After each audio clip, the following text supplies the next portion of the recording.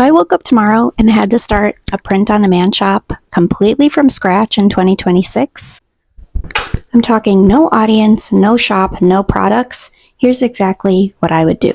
When I first started POD, I made a lot of beginner mistakes. I tried too many products, too many niches, and honestly just made things way more complicated for myself than they ever needed to be. But if I started again today, the process would be a hell of a lot simpler.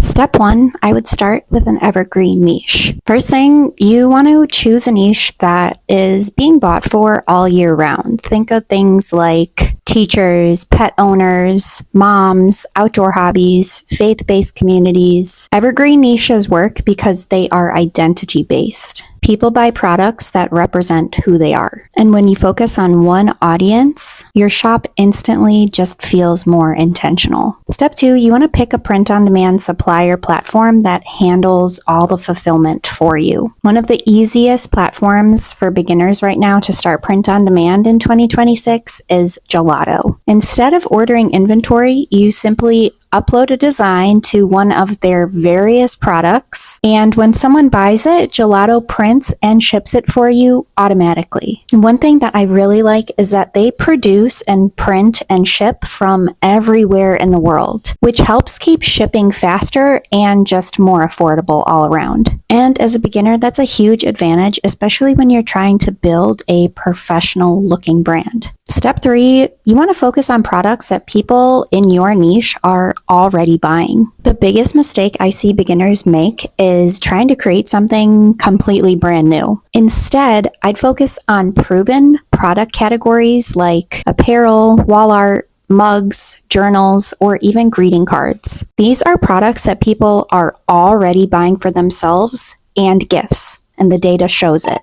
With Gelato, you can create premium items like framed art prints or hoodies that feel more like real retail products rather than novelty merch. Step 4 is all about creating listings that are SEO friendly or search engine optimized. So once your products are ready to go, you want to make sure that you are naming and describing them so people can actually find them. Your listing titles and descriptions should clearly answer these few things for your customers: what the product is, who it's for, and when someone would buy it, like maybe the season or holiday. For example, instead of cute coffee mug, you might write funny teacher coffee mug, end of year gift for second grade teacher.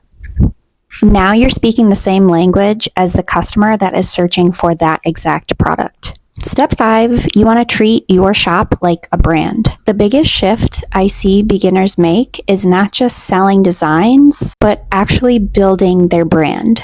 That means consistent design style between products, a clear audience, and products that feel cohesive together. Once your shop looks intentional, your customers just trust it more. If you're still figuring out niches, products, and listing strategies, I put together a POD blueprint that is going to walk you through your first 30 days of starting, setting up, and scaling your first print-on-demand shop. This is the exact framework that I use when launching my own shops as well as client shops. You can find it down in the description below. It includes niche research tools, product ideas, and templates that help beginners move faster.